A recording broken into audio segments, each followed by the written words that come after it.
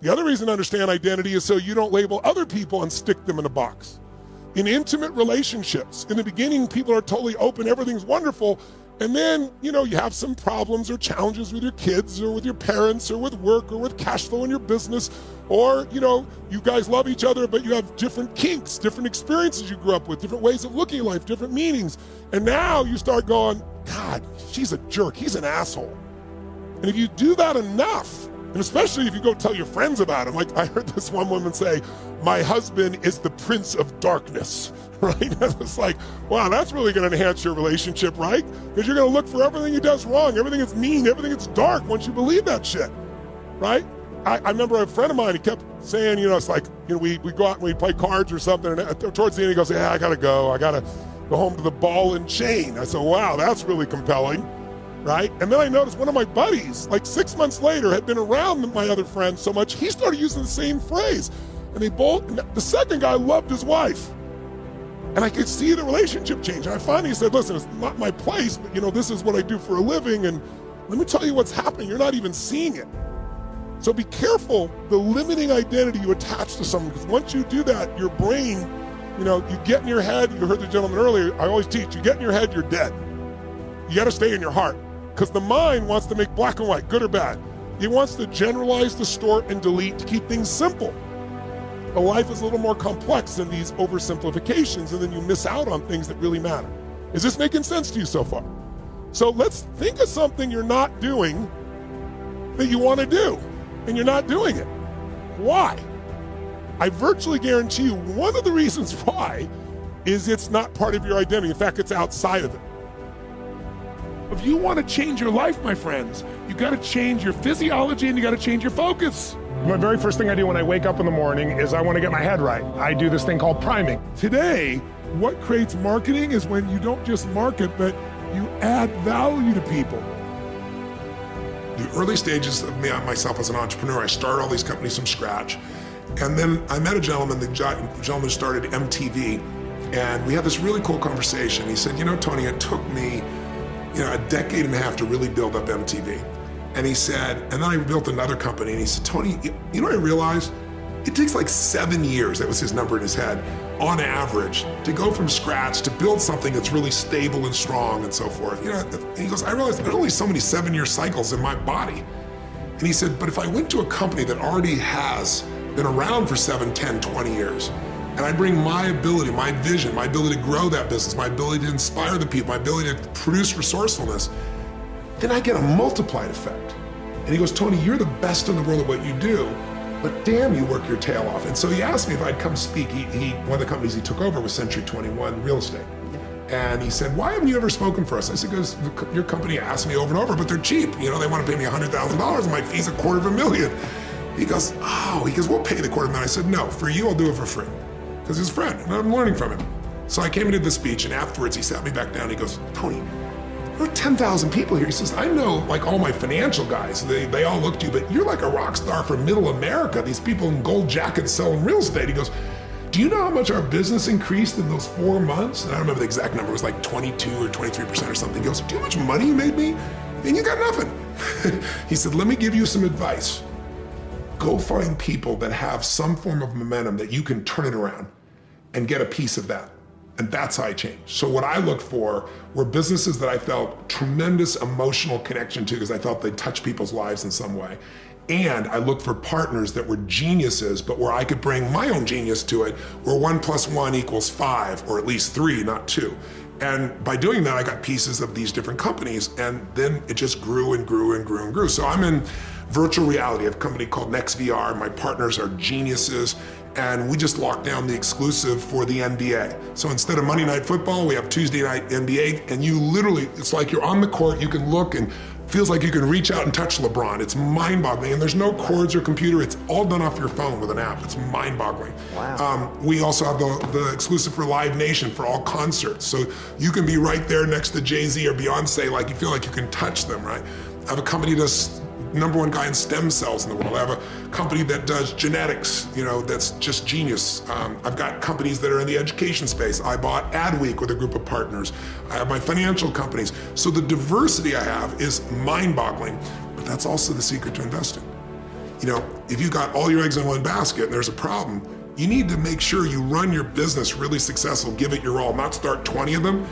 But once that business really is strong and your investments are strong, then you can build a second one. Most people, they build a business and then it's not going as well as they want, so I start another business because it feels more exciting. And it's like, you have one child you're not taking care of, so let's have a second child and a third child, and it just doesn't work. But the diversity of it also makes me excited. So I manage 12 of them actively. The others, I have such great partners. Like, I own the Major League Soccer new franchise in LA. I'm a partner in that. It's called the LA Football Club. But my partner is Peter Guber, who owns the LA Dodgers and owns the Golden State Warriors, and about as smart a human as you could ever have in the sports field. And then I bought in the esports field.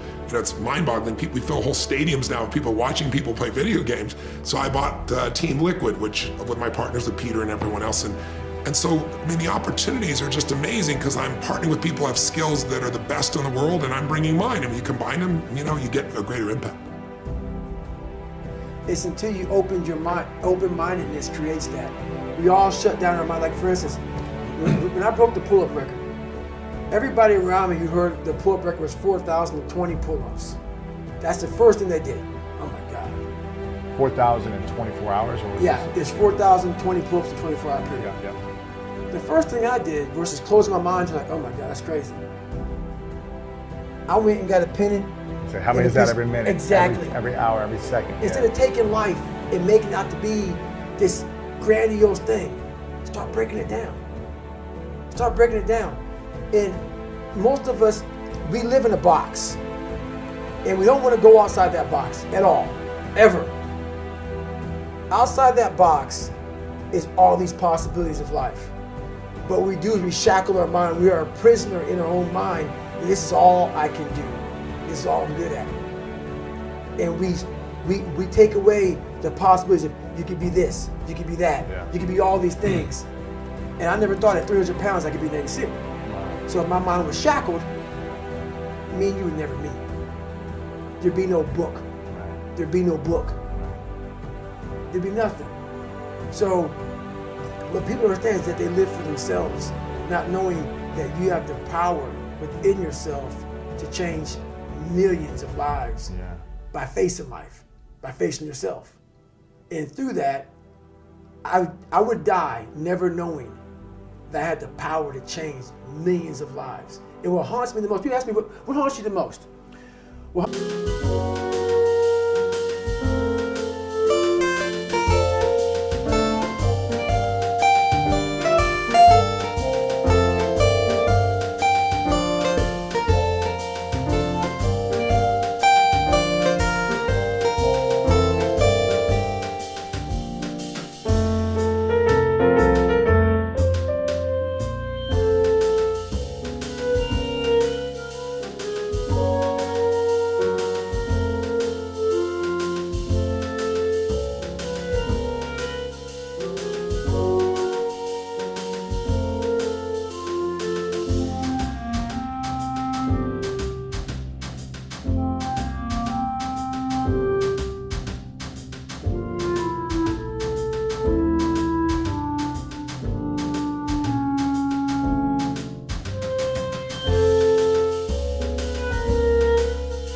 me the most is that if I would have died at 300 pounds, let's say I was 75 years old, I got to heaven, and God has a chart like that on everybody's life.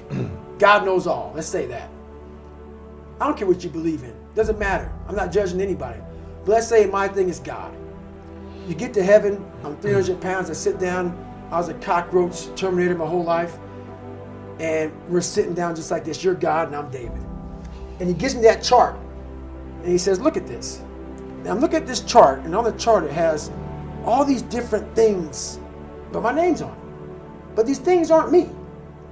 I was gonna change the world. I was gonna set records. I was gonna be a Navy SEAL. I was gonna be all these things in the military that I accomplished. You're gonna get the VFW award. You're gonna be honored here, honored there. And I'm like, God, this isn't me. Like it says David Goggins, I was an Ecolab guy. I sprayed for cockroaches, and I'm 300 pounds. It said here I'm 185.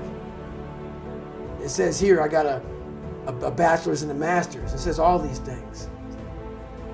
And God goes, no, that's who you were supposed to be. Wow.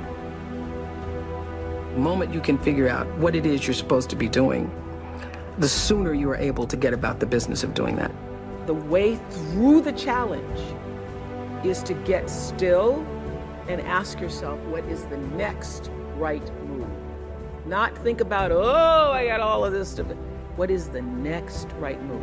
And then from that space, make the next right move and the next right move.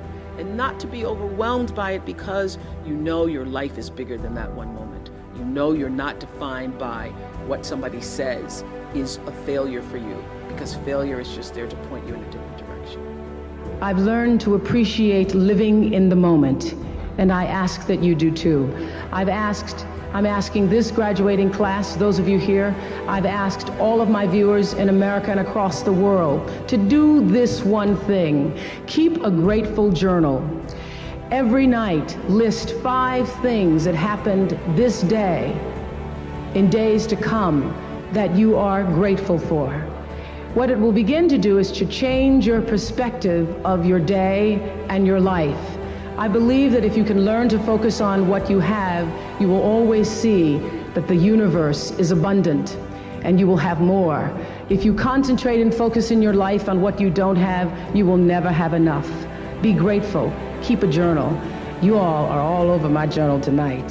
I always understood that there really was no difference between me and the audience. At times I might have had better shoes, but at the core of what really matters, that we are the same. And you know how I know that? Because all of us are seeking the same thing. You're here at this fabulous school, and we'll go out into the world and each pursue based upon what you believe your talents are, what your skills are, maybe your gifts are, but you're seeking the same thing. Everybody wants to fulfill the highest, truest expression of yourself as a human being. That's what you're looking for. The highest, truest expression of yourself as a human being. And because I understand that if you're working in a bakery and that's where you want to be, and that may be what you've always wanted to do, is to bake pies for people or bake cakes for people or to offer your gift, then that's for you. And there's no difference between you and me, except that's your platform. That's your show every day. So my understanding of that has allowed me to, to reach everyone. And there's no way that you wouldn't, because that's what I truly feel. I recently spoke to a man who was about to abandon his path of spiritual study because he couldn't seem to align himself with the laws of life. In essence, he couldn't make the law work for him. He had done all of the right things and he had said all of the right affirmations. He was praying and meditating and listening. Still, his life was a mess. Surely he thought that I can't be on the right path. And that happens to many of us. We do something for a certain amount of time and we have an expectation that there's a reward, and when we don't get it, we think we've done the right thing. Perhaps he thought he should return to the spiritual tradition of his family. Listening to him, I said, been there, done that. I knew exactly how he was feeling. Suddenly I remembered that in the midst of my own spiritual breakdown, a good friend offered me something that I was excited to share with this pilgrim in distress. We must make our spiritual practice personal. It is of absolutely no use to read the words and study the principles and look at the book as if they're magic formulas that are going to bestow something on you. Every word you receive as guidance on your spiritual path must be received as if it was written specifically for you. Whether it's the Bible or the Torah or the Quran, the Bhagavad Gita, you have to know that these words are coming to you at this time for you next. You must make all of your spiritual practices and insights practical. You do not need wings and feathers. You need to walk on earth. Be heavenly bound, but be good on earth.